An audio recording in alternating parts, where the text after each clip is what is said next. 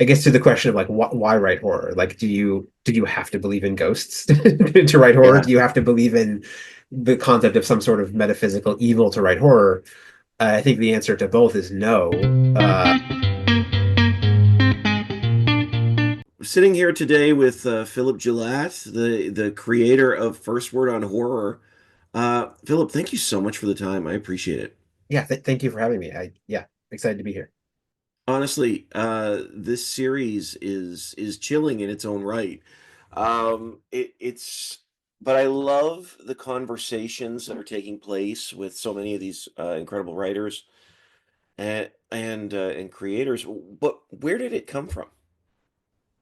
So it came from a couple of places. If we go way back, I've always loved the horror genre, but before I even loved horror film, I loved reading horror. So, I grew up in my teenage years reading Stephen King and Anne Rice and Clive Barker, and I've always been a reader, so to speak. Then fast forward many years later, and I knew one of the writers in the series, the guy with the eye patch, his name is Laird Barron. We're friends, and have been for a time, and I knew that he had a really interesting life. He grew up rough in Alaska. He ran the Iditarod dog race, and he's just had an interesting life, and he's a great writer and an interesting guy and thoughtful on the topic of horror. Then he got very sick and almost died. And I thought, I can't let Laird die on me can't make him better, but I can't let him die without sitting him down and making him tell me about his life and talk to me about, the process of writing in the horror genre.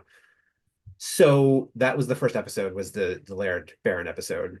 And it went so well, and I had selfishly had such a great time doing it that I thought, oh, let's do more of these because I know there are a number of other horror authors whose work I love and who have, again, like Laird, interesting biographies and are very thoughtful on the genre in general.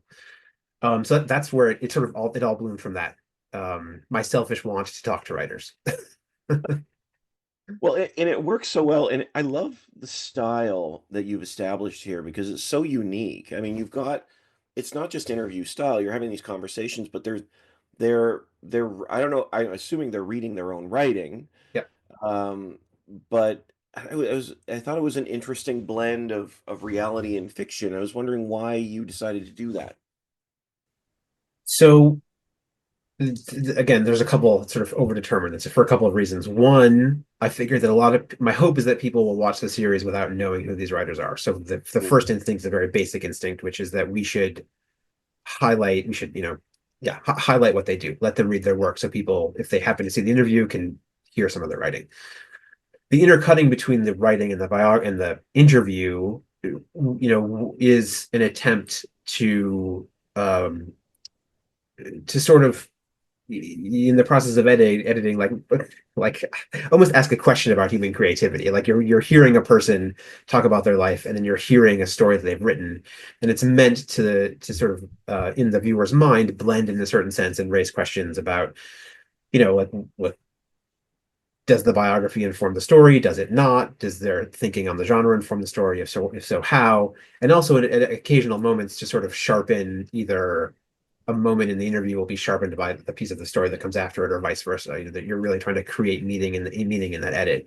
When people see all of the episodes, they'll notice that some of the stories are quite obviously very autobiographical. So Laird's, for example, is very autobiographical. Stevens about giving advice to a final girl, probably not so autobiographical. I guess I should have asked him if he's ever, given advice to somebody who's survived a slasher. I didn't ask that question, but even if that one that's not all autobiographical, the juxtaposition between them, I think, yields, it's sort of deeper meanings and questions, which was really the intent.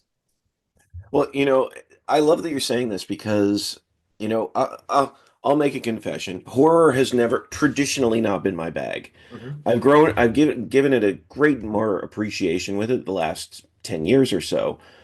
But I'm always fascinated with the psychology of the love of horror. Mhm. I'm so intrigued by it. And hearing these authors talk about it seems like there's a lot of blurring of the lines between truth and fiction. And I would love to hear your experience of that and listening to them share their stories. Yeah, I mean,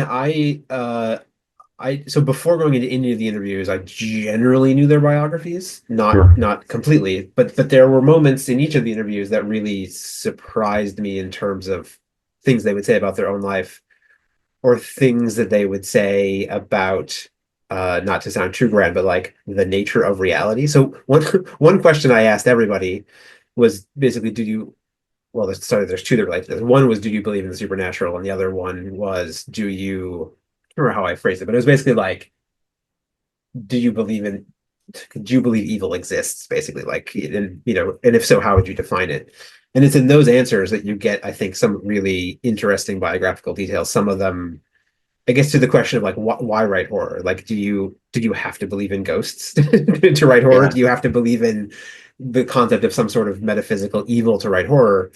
I think the answer to both is no. You don't, because most of the authors don't really believe in supernatural. Although I will say they all hedge. They are all like, well, I don't, but maybe I do.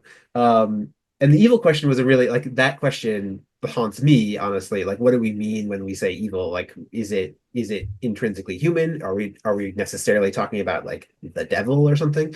So sorry, I kind of got off track there. I guess my point is that Oh, like for people who write horror, they really they come from all kinds of different philosophical standpoints on these questions, and it's just fascinating to me to listen to them talk about it. yeah, absolutely, absolutely. And I think I know thinking of Stephen gets really interesting. He talks about the nature of evil and whatnot.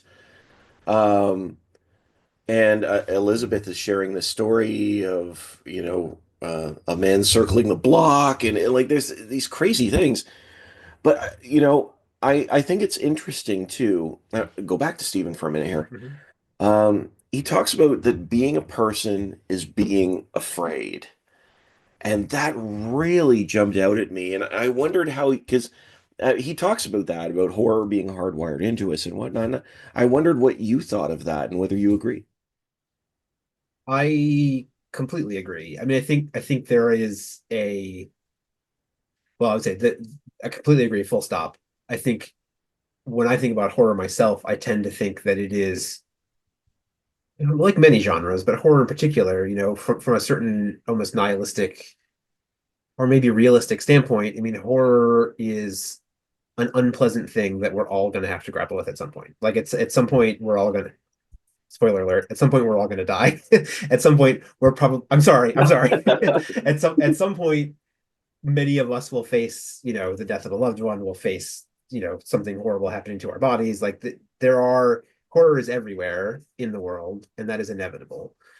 So one way that the horror genre, I think, is a net good, and just like one way to understand why it exists and why people love it is because of that. Like, it's almost like, and Steven sort of says this, other authors say it too, it's almost like armor that you put on. It's like a way to run a test on your brain to see to like prepare yourself for these certain things that you may one day have to face or may not have to face. But so in that sense, yes, I think that's not really hardwired. That's more just sort of like a preventative thing. But I think Stephen's point about the hardwired is also true, that on a sort of genetic evolutionary level, there was a time in human life when, as Stephen says, I think there were teeth in the darkness or whatever he says, and we were for a long time scared on the plane, and it's hard. I think no matter how many years of culture and civilization we have, that animal part of us is still there, and horror is for sure a part of that. Well, this is, I admit, it's a bit of an unfair question. You do not have to answer, but after sitting with these authors and hearing what they have to say, where do you land on the nature of evil? I mean, you've had these conversations. It's a key question for them. Where do How you dare think? you?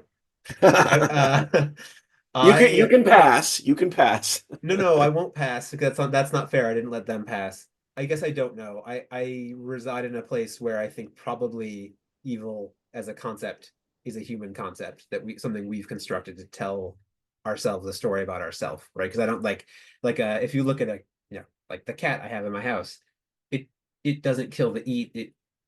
So it's not in sustenance, it kills because it gets a pleasure out of that. And if a human kills another human, we might call that evil. But the cat's just that's just nature. It's just like nature does big bad things all the time. So I tend to think that evil is a concept that humanity has come up with to, again, to tell us ourselves a story about ourselves. That being said, I've heard people, Mariana's interview, which you haven't seen, she talks about this a bit, that occasionally in her life, and Liz, I think, talks about it too, a little bit, you know, where they have felt that there is actually some, I think don't know if the word use the word abyss or darkness, but there is some sort of thing outside of humanity that is perhaps malevolent. I don't know. I haven't had that experience in my life, knock on wood, so I can't really speak to that. So I sort of land, a little in the middle, I guess. Absolutely, absolutely. And I know we're running out of time here, but just as we start to wrap up, Phil, I was wondering, you know, it's interesting to hear them share their thoughts on our love of horror, our fascination with horror, because of course this is one of the major genres that we see in film and storytelling. What do you think we get from sitting in the darkness? I've heard everything from being cathartic to dangerous. I was just wondering what you thought. I think it I I think it's almost on a case by case basis, to be honest. I think there's so many different flavors of horror. I think sometimes you watch horror, and my wife is this way. Sometimes you watch horror, like you watch a slasher film, and you are there because you're delighting in seeing teenagers get killed. Like you're almost rooting for the slasher. Sometimes you watch a horror film, and it's emotionally cathartic because it puts you, like we were just saying, it puts you through a terrible experience, but at the end of it, the lights come on and you're okay. Yeah. And sometimes, it's something else. It's one of the things I love about the genre, honestly, is there's no one thing. You can get out of it whatever you need out of it. And sometimes you sit in a dark room and you're like, this movie sucks, and you get absolutely nothing out of it at all. But that's okay, you know. So yeah, I would say horror. It's there for whatever you need it there to be for. There's a more elegant way to say that. It's horror. It's what you need it for. I don't know. No, I love that. I love that. Honestly, thank you so much for your time, Phil. I really appreciate it. First Word on Horror is just a solid series, and it's really, really interesting to hear these voices share. Thank you so much for your time. I really Thank you. appreciate This it. was great.